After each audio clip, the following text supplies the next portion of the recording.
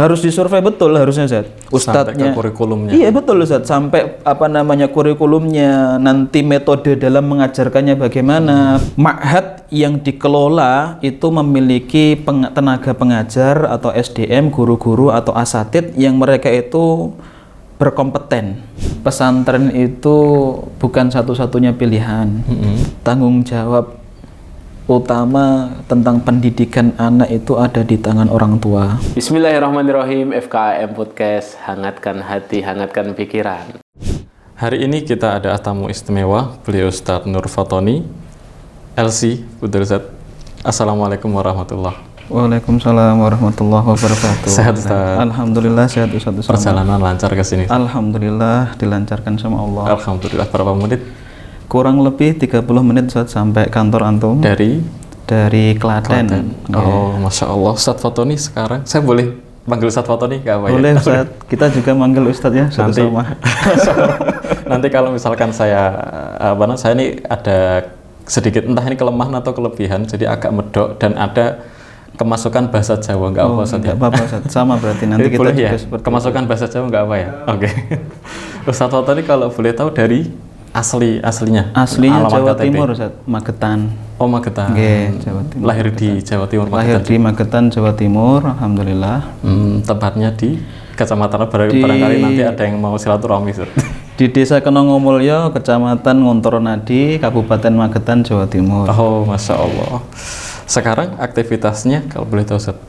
Alhamdulillah saat ini aktivitas jadi pengajar di pesantren Pusat Pendidikan Dai dan Imam Masjid Akademi Al-Quran FKM di Kranggan, Polan Harjo, Klaten Ustaz. Ustadz hanya pengajar, tapi di data yang saya dapat ini beliau sebagai direktur utamanya, betul Ustadz? Tahu sekali, Masya Allah.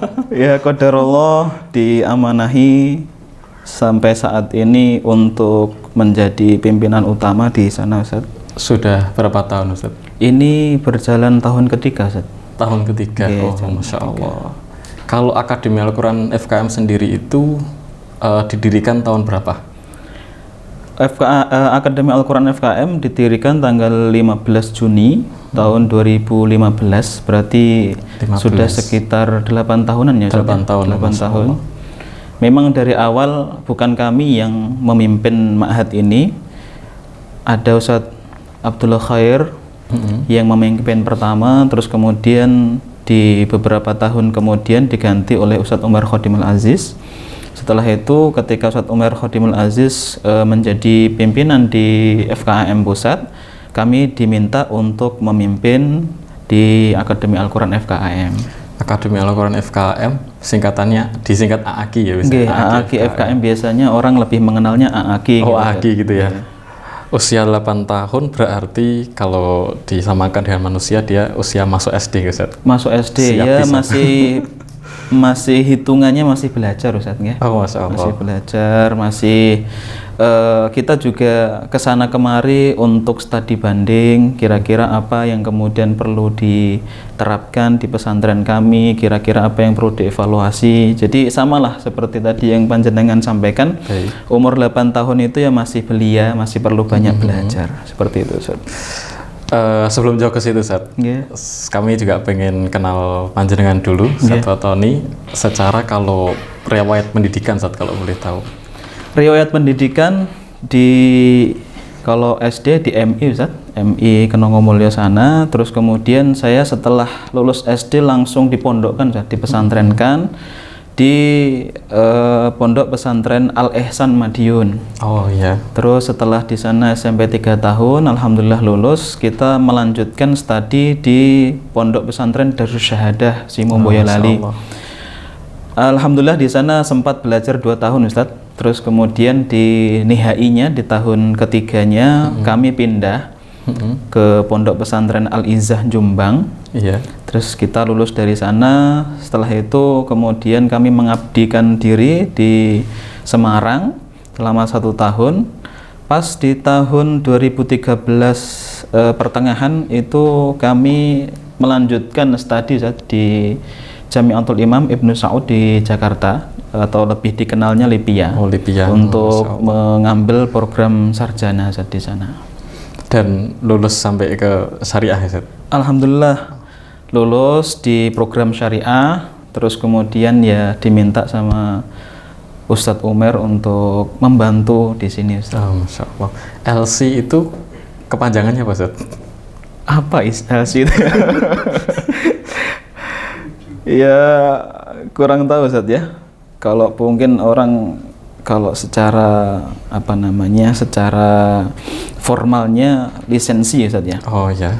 Lisensi. Jadi kalau dulu itu alumni LIPIA itu sempat dibingungkan ini nanti gelarnya apa gitu kan ya. Terus kemudian dari Kementerian Agama memberikan kebijakan dan keputusan bahwa alumni LIPIA yang di Jakarta itu disamakan dengan alumni yang di jamiah luar negeri. Ya sempat ya LC, terus kemudian yang prodi bahasa Arab itu BA Ustaz. Gitu. Masya Allah. Ya. Berarti kita bisa mengenal beliau sejak kecil, berarti mengenyam pendidikan di pesantren. Alhamdulillah. Bahkan sampai pindah ke pesantren ini. Okay, alhamdulillah. Secara kalau baca kitab ya apalagi lulusan LIPIA wis wala awale iso. Masya Allah.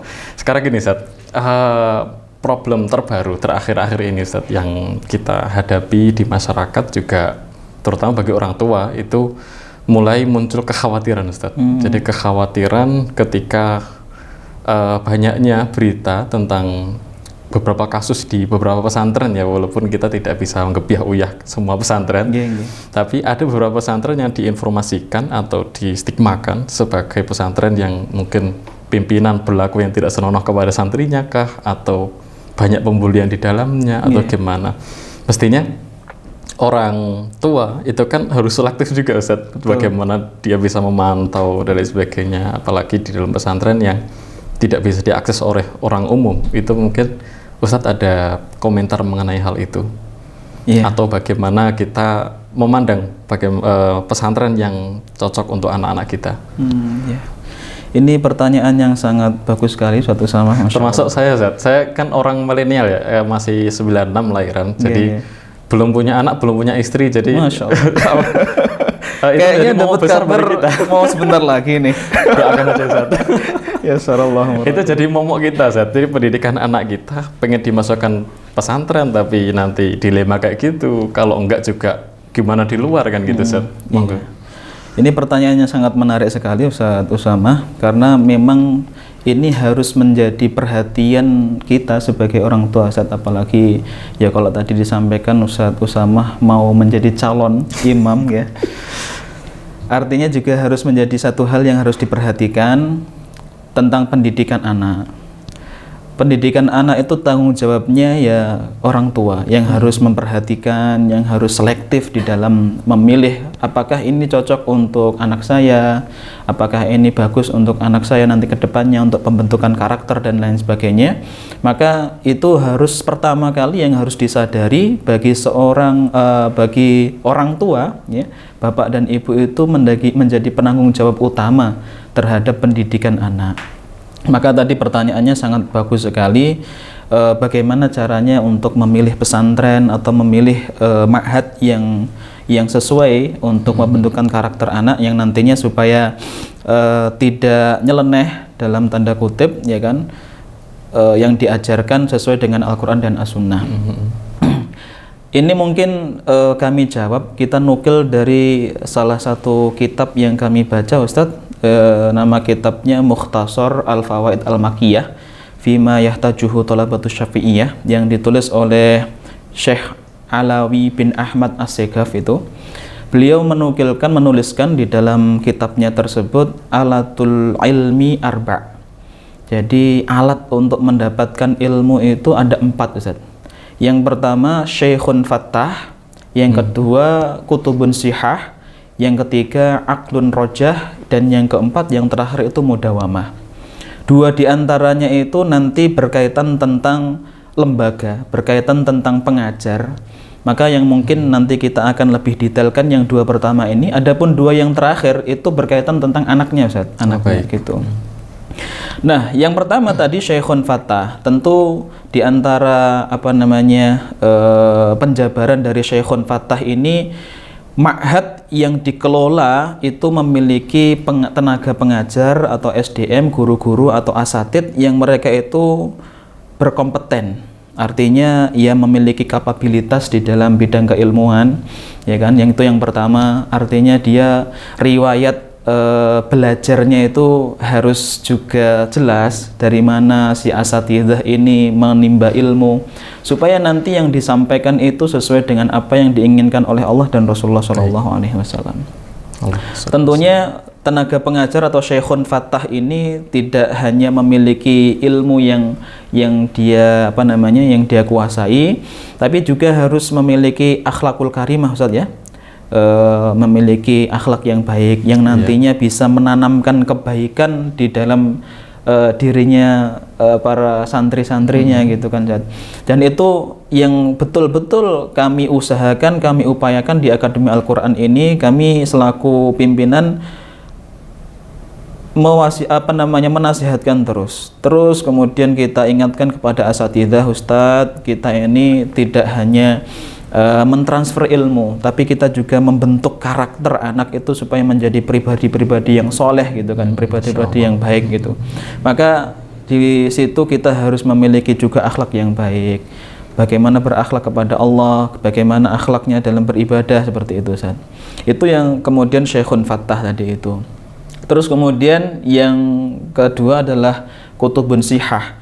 Buku-buku yang dipelajari di dalam pesantren itu adalah buku-buku yang sesuai dengan Al-Quran dan As-Sunnah, ataulah kalau kemudian kita katakan sesuai dengan adilah syar'iyah lah, lebih luasnya kan.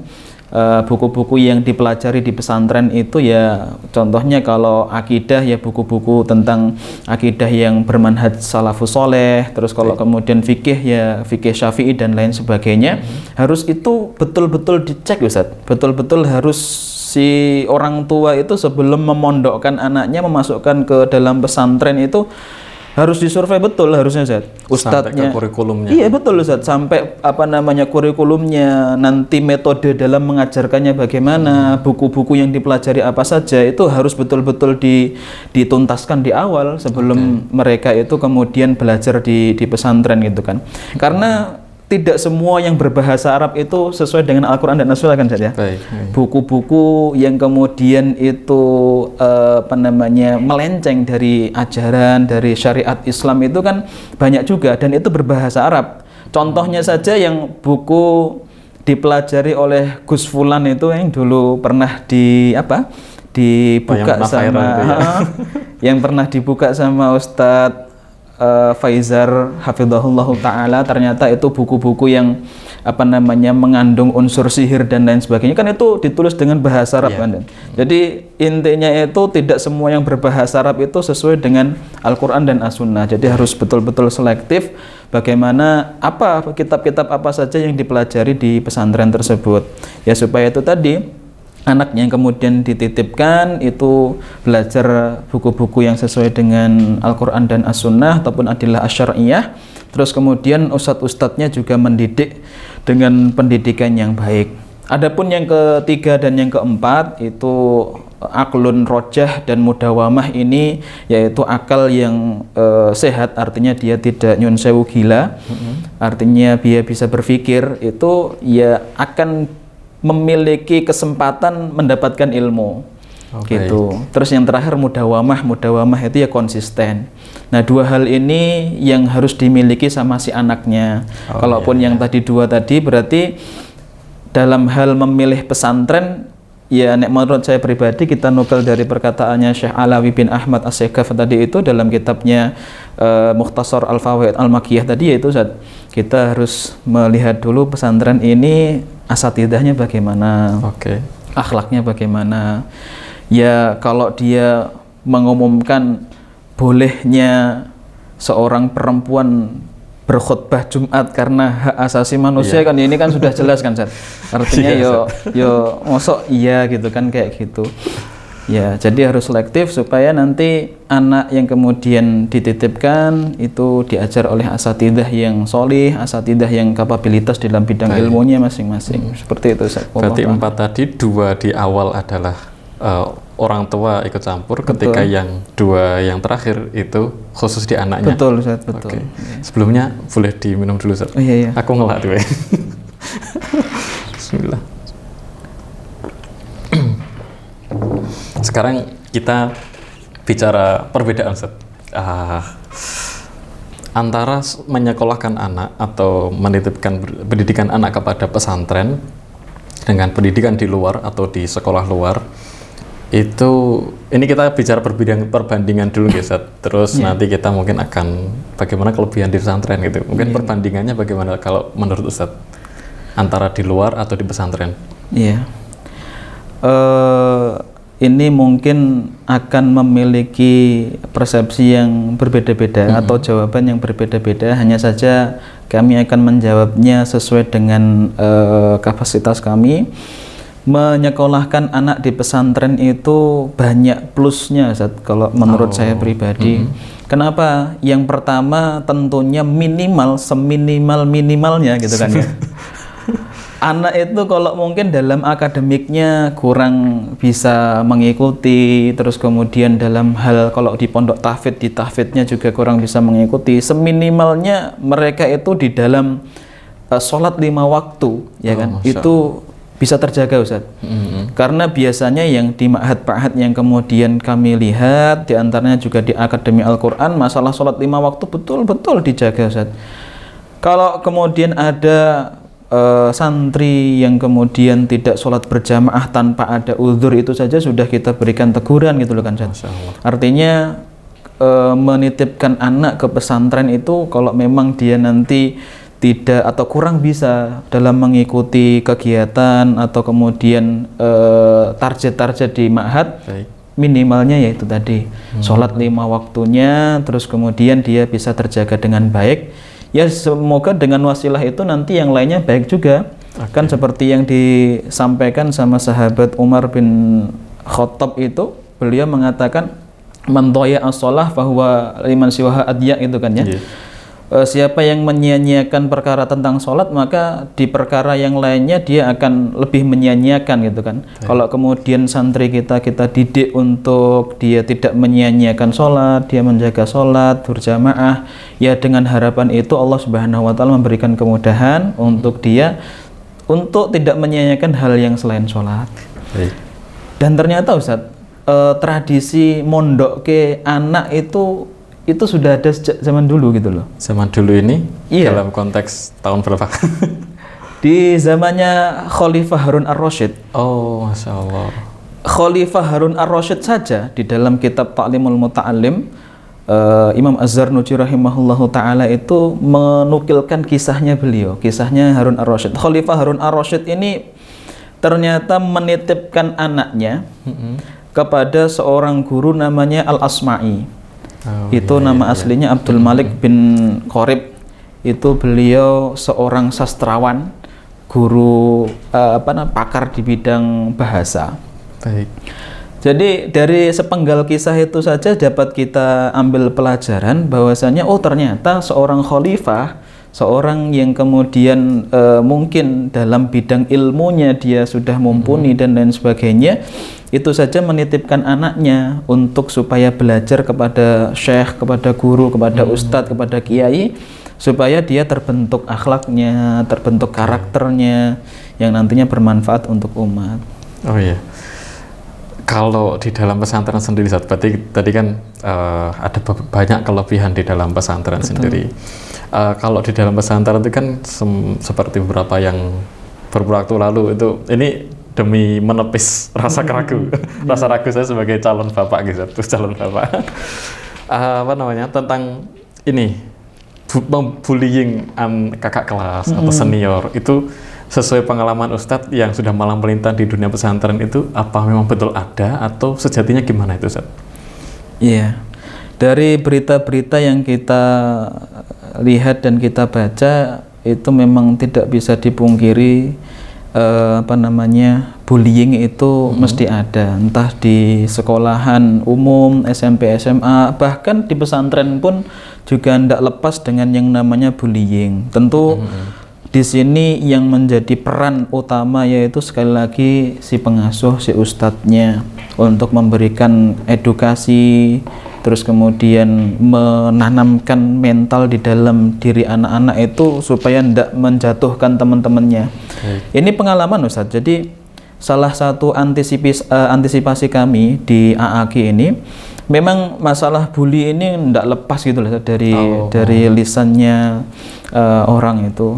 Artinya meskipun setiap generasi istilahnya beda-beda ya. Betul gitu kan. Setiap generasi istilahnya beda-beda. Itu antisipasinya di kami itu kita menanamkan karakter dari awal masuk mereka itu, ya kan.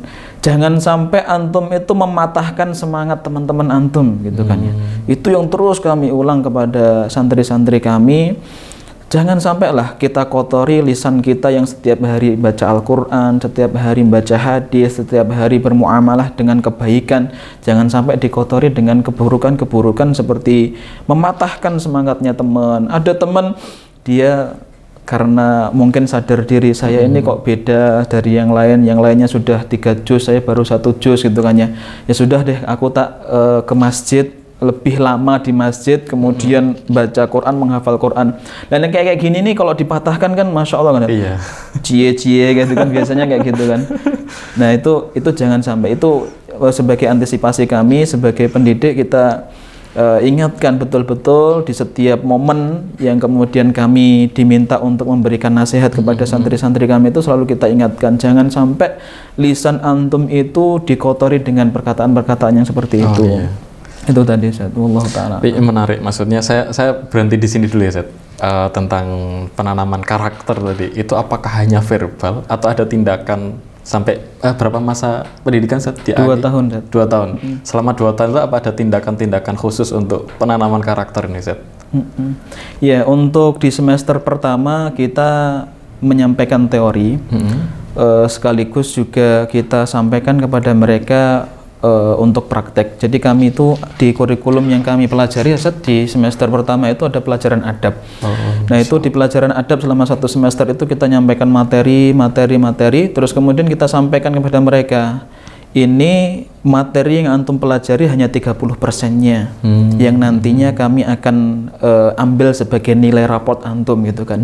Adapun 70%-nya dari mana? Ya dari pengamalan antum, implementasi dari ilmu, aplikasi dari ilmu-ilmu yang kemudian sudah antum dapatkan. Jadi di situ yang kemudian betul-betul kami minta Ustadz, jadi mereka itu untuk mengamalkan ilmu yang telah didapatkan di kelas, terus kemudian nanti di semester 2, 3, dan 4 kita pantau terus Ustadz.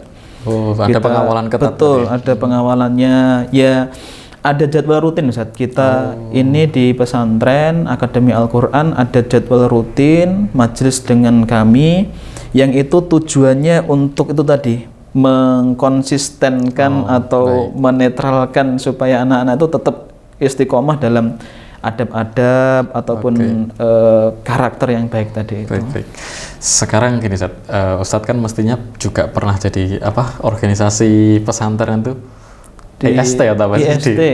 Di beberapa pesantren kan berarti Ustadz pernah melalui masa itu Ustadz. Pernah. Mestinya ada problem-problem yang sering terjadi. Itu yang paling sering problem apa? Terus yang paling susah itu diselesaikan tuh problem apa Ustadz? Selama dari pengurus kah atau asatid kah? Iya, problem di pesantren itu ya memang selalu ada, baik di asatidahnya sendiri ataupun di santrinya sendiri. Baik. Gitu kan ya. Kalau di asatidahnya biasanya di awal-awal seperti itu perlu kita kawal terus Ustadz, artinya mereka itu job deskripsi hariannya apa, terus kemudian pekanannya apa, bulanannya apa, supaya dia menjalankan tugas sesuai dengan amanah yang diberikan. Itu sebagai upaya kami supaya ya mengantisipasi tidak ada problem tadi itu kan. Biasanya kalau yang dikeluhkan, ada beberapa ma'had itu datang ke AAG Ustaz. Datang ke AAG untuk studi banding, dan ya banyak hal yang disampaikan, diantaranya asatidnya itu ternyata menjadi kendala. Jadi malah asatidnya gitu kan, malah asatidnya. Jadi kalau waktunya ngajar mereka malah tidur dulu, main game dulu, terus kemudian gitu. Nah, malah seperti itu. Maka di sini betul-betul harus kami perhatikan juga. Upaya kami adalah Ustaz, biasanya setiap pagi ya kalau enggak 3 hari sekali itu kami memberikan peringatan, bukan peringatan, mengingatkan kepada asatidzah itu, Ustaz, job antum hari ini tolong dikerjakan dan lain sebagainya. Itu dari segi problem yang di asatidzah dan kemudian antisipasi kami. Adapun di santri tentu ya ada beberapa problem, diantaranya karena santri kami ini inputnya dari beragam beragam ma'had ataupun sekolahan, jadi secara kemampuan memang beragam juga gitu kan ya. Ada yang bisa bahasa Arab, ada yang tidak bisa bahasa Arab gitu kan ya. Nah ini jadi salah satu kendala kami dulu di awalnya, dan alhamdulillah sudah terpecahkan dengan adanya solusi-solusi. Diantaranya kalau dalam bahasa Arab kita bagi 2 kelasnya itu. Jadi ada kelas mubtadi pemula, ada kelas lanjutan itu yang lulusan ma'had-ma'had yang punya basic bahasa Arab. Kalau problem yang lainnya biasanya ya ada futur, ada jenuh di pesantren, butuh healing gitu kan. Biasanya kalau seperti itu ya obatnya HP, Ustaz. Gitu. Obatnya HP dijadwalkan. Jadi di AAK memang tidak sepenuhnya dilarang untuk tidak memegang HP. Di sana ada jadwal khusus untuk mereka ya memegang HP di pekan pertama sama pekan ketiga di hari Jumat. Ya alhamdulillah yang selama ini kita lihat penggunaannya pun juga tidak terlalu berlebihan di dalam menggunakan HP. Ya yang paling agak menyia-nyiakan gitu ya, yang paling cuman ML-an, Mobile Legends dan lain sebagainya. Tapi ada di antara mereka itu yang buat konten, Ustaz. Jadi ketika pembagian Jadi ketika pembagian HP mereka kumpul, terus kemudian buat alur, kita buat konten apa ini gitu kan. Ada yang seperti itu. Pengawasannya 24 jam berarti ya? 24 jam kalau kita globalkan 24 jam. Pokoknya ikhlas gitu Ustaz ya. Doakan satu sama ya. Insyaallah, barakallahu fiik Ustaz. Sekarang kita kembali ke peran sebagai orang tua Ustaz. Anak-anak itu dimasukkan ke ma'had itu kira-kira pada usia berapa idealnya Ustaz? Soalnya kan kita juga perlu ada membersamai dia sampai usia berapa gitu kan. Kemudian ketika kita memasrahkan, atau mungkin tadi cerita Harun Ar-Rasyid tadi menyerahkan anaknya itu usia berapa? Intinya pada idealnya itu anak itu dimasukkan ke pondok itu pada usia berapa Ustaz?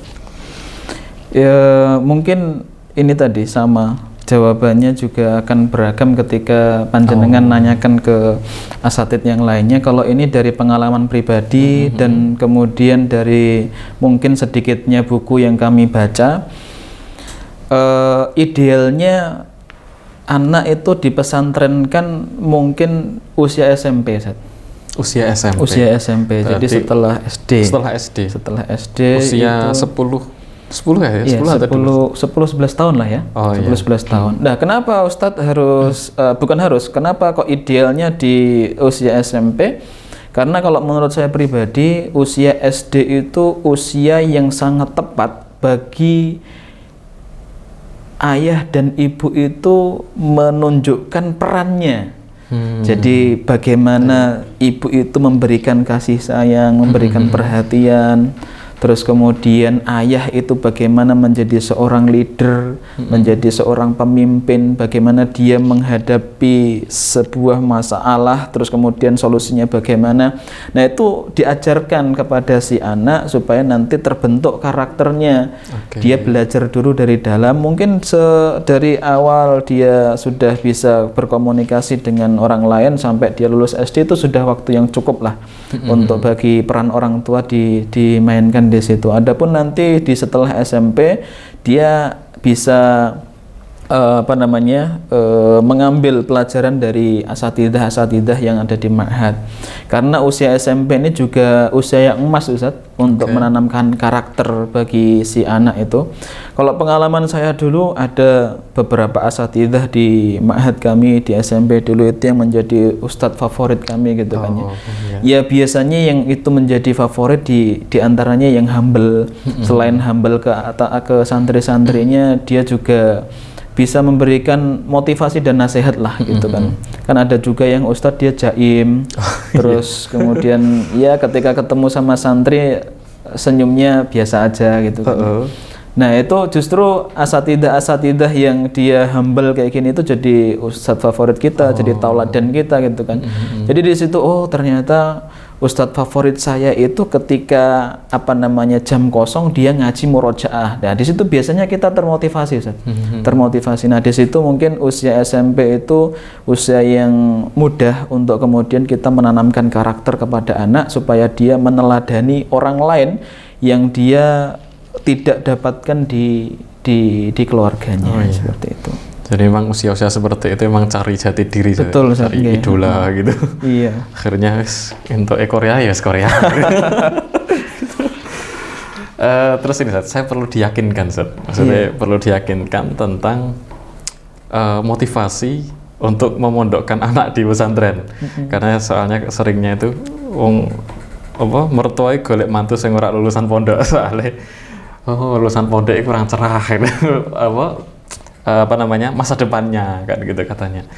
Itu apakah bisa ditepis anggapan seperti itu atau bagaimana Ustaz? Butuh diyakinkan ini kita. Iya, jadi pesantren itu bukan satu-satunya pilihan. Itu jadi opsi juga untuk kemudian memasukkan anaknya ke pesantren. Artinya sesuai dengan kita sebagai orang tua, kira-kira ketika anak ini dia disekolahkan di luar pesantren, kita mampu ndak untuk kemudian memberikan pendidikan kepada si anak. Karena ada juga Ustadz, ada juga yang dia itu anaknya santun, soleh, pinter dan lain sebagainya, ya dia nggak mondok gitu loh.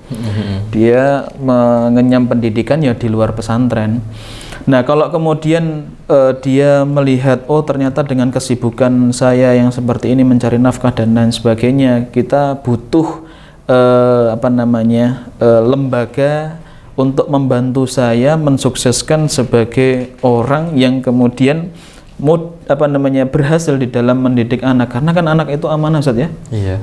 Amanah. Jadi tidak semua orang itu diberikan kemudahan atau diberikan amanah anak ini. Maka harus kemudian kita sadari kalau memang diri kita nanti kurang mampu di dalam memberikan pendidikan yang baik, ya sudah kita cari opsi lain untuk memasukkan anak kita ke pesantren dengan opsi pertimbangan tadi. Kita lihat dulu bagaimana background pesantrennya dan lain sebagainya. Dan masalah atau tanggapan masyarakat atau anggapan masyarakat bahwa alumni pesantren ini tidak memiliki masa depan, ini harus kita luruskan. Betul-betul harus kita luruskan. Karena banyak sekali orang-orang yang di luar sana sukses itu ya dia santri juga gitu. Pak Wapres kita juga Ustaz ya. Wapres kita loh jadi wakil presiden. Ma'ruf Amin. Masyaallah. Termasuk yang di sekitar Solo Raya kan ada Ustadz Abu Fatihah, beliau punya toko yang sebesar itu, omsetnya miliaran. Nah itu kan kemudian lulusan pesantren, tidak mengenyam pendidikan di luar pesantren. Artinya anggapan yang anak santri itu tidak memiliki masa depan yang cerah itu harus betul-betul kita tampik, harus kita hilangkan yang seperti itu. Ada yang sering kabur nggak Ustaz? Alhamdulillah. Biasanya kan kasusnya kayak gitu, kabur gitu. Kalau di AAK ini karena alhamdulillahnya kita ini mengajari santri-santri pasca SMA, artinya mereka ini sudah dewasa lah ya, sudah bisa berpikir gitu kan ya. Kita ajak komunikasi. Tentu kami dengan perangkat yang ada di AAKI, terutama bagian kesantrian, itu memiliki komitmen, Ustadz, nanti kalau memang si anak ini izinnya itu jelas dan perlu ya sudah diizinkan aja, nggak usah dipersulit gitu kan. Kadang kita dulu ya sempat saat kita nyari alasan-alasan gitu kan, sakit dikit, alasan untuk pulang dan lain sebagainya, itu jadi alasan.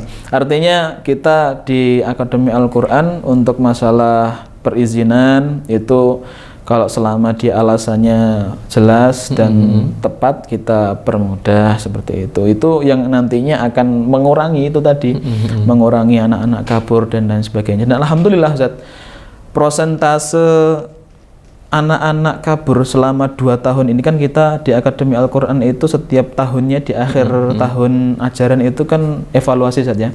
Selama 2 tahun ini evaluasinya tentang kabur ini menurun drastis daripada sebelum-sebelumnya. Mungkin dalam 1 tahun hanya 1 anak, 2 anak gitu kan, seperti itu. Berarti kesimpulannya biar mereka kerasan ini betul-betul bagaimana di dalam itu nyaman. Betul, betul. Dan kalau ada kasus kabur-kabur rata-rata mereka nggak nyaman, atau pengurusnya kurang kreatif atau gimana saat itu? Wallahu taala alam ya, mungkin karena banyaknya santri sehingga perhatiannya kurang akhirnya ya seperti itu, atau bagaimana ya, wallahu taala alam. Intinya yang kami jalankan di sana seperti itu ya, itu yang ada di Akademi Al-Quran. Sekarang kita bahas kemana-mana gak Pak ya? Gak apa-apa. Kita membahas tentang ini, sebagai pelaku pengelola pondok pesantren, termasuk Ustadz juga kan meneruskan dari Ustadz Abdullah Khair kemudian ke Ustadz Umar ya. Kalau menurut Ustadz sendiri, ini pribadi Ustadz, maksudnya tidak. Nah, Ustadz sendiri kalau misalkan ada pertanyaan, mending meneruskan pondok pesantren yang sudah ada atau mendirikan pondok pesantren baru? Iya, Masya Allah nih. Lebih pilih mana Ustadz? Iya. Saya teringat Ustadz, dulu ketika kami masih di Jakarta, kami kedatangan Ustadz Imtihan Syafi'i. Lalu kemudian kami kumpul, kami diberikan nasihat. Saya ingat betul apa yang beliau sampaikan. Kalau antum nanti lulus dari LIPI ya pengen punya pondok, jangan dirikan pondok, tapi nikahi anak yang punya pondok gitu. Nikahi akhwat yang bapaknya itu pimpinan pondok itu Ustaz. Oh, Masya Allah. Itu betul-betul saya ingat itu Ustadz Imtihan itu. Dan direalisasikan Ustaz? Alhamdulillah. Jadi seperti itu. Karena menurut kami Ustadz ya itu antara pilihan mendirikan pondok ataupun melanjutkan pesantren yang sudah ada itu pilihan 2 hal yang masing-masing memiliki sisi positif yang masing-masing miliki gitu kan ya. Kalau memang di sana tidak ada pesantren yang basicnya, contohnya kan ada sekarang itu pesantren tahfidz dipadukan dengan IT yang ada di Sukoharjo itu kan, ini kan suatu hal yang menarik gitu kan ya. Artinya yang seperti ini kan memiliki value, memiliki nilai plus yang tidak dimiliki ma'had yang lainnya. Kalau nanti karena ada dari anak-anak yang condongnya dia IT terus bisa memilih pesantren yang di situ gitu kan ya. Artinya mau melanjutkan atau mendirikan ya itu masing-masing memiliki nilai positif masing-masing. Masya Allah. Dilema Zat. Harus ngomong gede-gede tapi sekarang teruskan. Betul Zat. Akhirnya cari jawaban aman. Kalau pondok pesantren dari beberapa yang jenengan alami itu semua kalangan boleh bisa masuk Zat ya? Semua kalangan dari atas sampai bawah itu bisa masuk atau ada standar khusus? Maksudnya kalangan usia atau apa sih? Ini latar belakang kali ya, latar belakang, status sosial, atau nanti ada standar khusus apa untuk bisa masuk pondok itu seperti itu enggak? Iya, kalau latar belakang sosial semuanya boleh untuk mendaftar di Akademi Al-Quran. Hanya saja tetap kami memberlakukan standar-standar yang harus mereka penuhi. Di antaranya ya memiliki hafalan 2 juz, terus memiliki kemampuan bahasa Arab dasar. Terus yang terakhir itu memiliki wawasan tentang sakofah, Ustaz. Oh, nah itu nanti yang akan sakofah ini apa, Ustaz? Sakofah ini ya tentang apa namanya pergerakan Islam. Terus kemudian ormas-ormas yang di Indonesia apa saja itu kan itu penting untuk kemudian diketahui sebagai apa namanya bahan kami nantinya. Oh, si anak memiliki pemikiran yang seperti ini, oh si anak seperti ini, nantinya akan berpengaruh dengan tindakan yang akan kami berikan kepada masing-masing anak. Saya menarik tadi tentang sakofah, Ustaz. Itu kan perlu mengetahui tentang semua pergerakan atau aktivitas baik itu sosial, politik, budaya dan sejarah di Indonesia. Artinya apakah nanti santri-santri ini berkontribusi untuk negara, Ustaz? Atau mungkin contoh kecilnya mungkin santri yang berkontribusi untuk negara ini seperti apa, Ustaz? Iya, secara tidak langsung, Ustaz, santri-santri, seluruh santri yang ada di pesantren itu berkontribusi untuk negara, Ustaz. Iya, ya. Mereka malah NKRI-nya apa namanya benar-benar direalisasikan gitu, Ustaz. Masya Allah. Jadi NKRI-nya benar-benar direalisasikan karena kalau di Akademi Al-Quran sendiri seperti apa itu ditanamkannya, Ustaz? Ya tentunya apa yang kemudian mereka miliki, kemampuan dan skill yang bisa mereka ajarkan itu kita minta untuk diajarkan. Jadi gini, Ustaz, yang kami maksud tadi perannya santri di apa namanya terhadap negara itu secara tidak langsung ada itu tadi. Santri-santri kami ini setelah lulus 2 tahun di Akademi Al-Quran, kita tempatkan di daerah-daerah, Ustaz. Di daerah-daerah. Apa tugas mereka? Ya tugas mereka mengajarkan apa yang telah mereka pelajari di pesantren, ya diantaranya ya ngaji, terus kemudian tahfidz, terus kemudian ya kalau ada kajian-kajian itu mereka biasanya memakai materi-materi yang sudah diajarkan di pesantren. Sekarang secara tidak langsung kemudian warga negara Indonesia itu kemudian diajarkan atau kemudian ditanamkan materi-materi tentang pendidikan, terus kemudian dientaskanlah mereka dari buta baca Al-Quran dan lain sebagainya. Dan nyuwun sewu, Ustaz, kadang diantara mereka itu ya secara finansial itu sangat-sangat kurang. Jadi kalau kemarin itu kami duduk bareng dengan salah satu ustadz di Solo. Beliau menceritakan salah satu kondisi santrinya yang tugas di pedalaman itu ternyata selama 1 bulan itu makan daun-daunan, Ustaz. Jadi di mana itu, Ustaz? Sampai nggak ada makanan? Ustaz, memang di pedalaman, beras nggak ada. Terus kemudian support dana juga saat itu sangat minim. Akhirnya mereka ke kebun, ambil daun singkong, direbus, dikasih apa namanya bumbu dan lain dimakan, cuman itu tok, Ustaz. Masya Allah. Dan ya mohon maaf itu tadi yang kemudian betul-betul kita harus melek, ternyata kontribusi santri terhadap negara Indonesia itu sangat besar. Hatta sekalipun mereka tidak digaji pun mereka tetap berjuang sedemikian rupa. Masya Allah. Sesuai dengan pembukaan undang-undang, bahwa saya lupa pasalnya, pada intinya memang masyarakat Indonesia pun diberikan hak untuk merdeka dalam memberikan edukasi kepada masyarakat, apalagi ini mendukung sila Pancasila, yaitu menuju ke ini masyarakat yang beradab, ya, berkeadilan dan beradab. Masya Allah, ya. Terakhir, Ustaz, sebelum yang terakhir, jadi ini terakhir sebelum yang terakhir. Apa namanya, mungkin di AAKI itu apakah wajib hafidz semua, Ustaz, ketika lulus? Iya. Karena Akademi Al-Quran ini adalah misinya untuk mencetak kader dai dan imam masjid, maka di kepemimpinan kami itu untuk hafid 30 juz tidak diharuskan atau tidak diwajibkan. Memang kita motivasi, tapi tidak menjadi target utama. Jadi kalau di Akademi Al-Quran itu target tahfidz itu terbagi menjadi 3. Yang pertama target minimal, Ustaz. Target minimal ini 10 juz, target ideal itu 20 juz, target maksimal 30 juz. Nah, karena kenapa kok kemudian kalau kita lihat sekilas itu turun grade-nya, itu bukan turun grade, Ustaz. Turun grade itu memang sebelumnya kan mereka setoran ziyadah sampai 30 juz, baru setelah itu di murojaah yang sisanya. Gitu kan. Jadi mereka sudah pernah menghafalkan seluruh Al-Qur'an atau menyetorkan seluruh 30 juz itu, terus kemudian sisanya tinggal berapa nanti diujikan gitu kan. Itu sebelumnya seperti itu. Sistem sebelumnya seperti itu. Nah, saat ini yang diberlakukan di kami itu adalah model mutqin, Ustaz.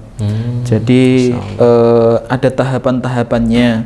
Kalau nanti contohnya si santri sudah menghafal juz 1 ke musyrif, nanti dia tidak boleh melanjutkan juz 2 sebelum disetorkan ke Grand Muhafid, guru besar tahfidz. Wah, ada ya guru Jadi besar ada guru besar tahfidz, Ustaz, di Akademi Al-Quran. Beliau sudah memiliki sanad, insyaallah muttasil ila Rasulullah sallallahu alaihi wasallam. Masyaallah. Menarik. Jadi harus disetorkan secara tajwid, makharijul huruf sudah harus benar. Nanti kalau si guru besar tahfidz ini sudah memutuskan kamu lanjut ke juz selanjutnya, itu dia akan lanjut di juz 2. Nanti kalau kamu harus mengulang dulu, Ustaz. Seperti itu. Nanti sampai 5 juz. Nah, sampai 5 juz ini nanti ada kelipatan 5 juz. Ada sekali duduk, maksimal 3 kali duduk. Nah, ini salah satu upaya supaya hafalan mereka mutqin dan kuat. Seperti itu. Maka untuk program tahfidz saat ini kita programnya itqon. Memang dikuatkan di dalam betul lulus itu sudah bisa wala-wala. Nah, yang penting mereka memiliki bekal untuk kemudian menjadi imam masjid. Seperti itu. Baik. Biasanya cuma 3 kul aja bisa buat imam bolak-balik, Ustaz, ya. Apalagi ini mutqin dan berapa juz. Terakhir, Ustaz, terkhusus ini buat calon-calon orang tua atau orang tua milenial yang kelak dia akan meneruskan anak-anaknya ini seperti apa. Kita butuh penguat, Ustaz. Maksudnya closing statement untuk teman-teman orang tua atau yang seleting saya maupun yang atas saya atau yang nanti bawah saya punya anak itu, minta motivasinya atau closing statement, pesan-pesan untuk kami. Seperti itu, Ustaz. Bismillah. Untuk closing statement podcast hari ini, pesan untuk seluruh orang tua, tanggung jawab utama tentang pendidikan anak itu ada di tangan orang tua. Adanya mereka di bumi ini kan karena orang tua. Jadi orang tua bertanggung jawab besar, bertanggung jawab utama untuk memperhatikan betul-betul pendidikan mereka supaya sesuai dengan apa yang diinginkan oleh Allah dan Rasulullah, dia berkarakter yang mulia. Maka pilihkanlah pendidikan atau lembaga pendidikan yang memang memiliki kapabilitas, memiliki orientasi akhirat, memiliki orientasi kebaikan, supaya nanti anaknya memang benar-benar berakhlakul karimah, seperti itu. Terus kemudian tentang pendidikan ini memang harus betul-betul diperhatikan, Ustadz, karena kami ini pernah melewati satu masyarakat yang mana mereka itu masalah pendidikan anak itu tidak diperhatikan. Artinya selama anaknya itu bisa makan 1 hari 3 kali itu, kemudian sudah cukup lah. Mau dia nanti kemudian bisa menghafal Al-Quran atau membaca Al-Quran atau enggak, itu enggak diperhatikan. Maka ini kan sangat miris sekali. Oleh karena itu harapan kami sebagai seorang guru untuk orang tua lebih diperhatikan lagi masalah pendidikan anak. Supaya kan Rasulullah itu ketika menjelaskan pahala yang enggak terputus itu salah satunya kan waladun soleh yang dolahu kan Ustaz. Anak yang soleh yang kemudian mendoakannya. Nah, ketika Rasulullah mengatakan seperti itu kan Rasulullah menyematkan soleh. Jadi anak soleh yang kemudian mendoakan orang tuanya. Kalau Rasulullah mengatakan waladun yad'ulahu, jadi bentuk karakter anak kaya opo ae, ya kan, mbok bedigasan kaya opo, doanya akan bermanfaat untuk orang tua. Tapi kan yang dijelaskan sama Kanjeng Nabi itu kan waladun soleh, anak yang soleh. Nah, untuk mengupayakan supaya soleh ini harus betul-betul diperhatikan, terutama dalam masalah pendidikan. Barakallahu fiikum. Masya Allah. Fiikum barakallah Ustaz. Terima kasih kebersamaannya pada hari ini. Semoga bisa ketemu lagi silaturahmi Ustaz. Silaturahmi lagi, ketemu lagi dalam keadaan yang baik. Demikian sahabat FKM TV, kita bersama Ustaz Nur Fatoni.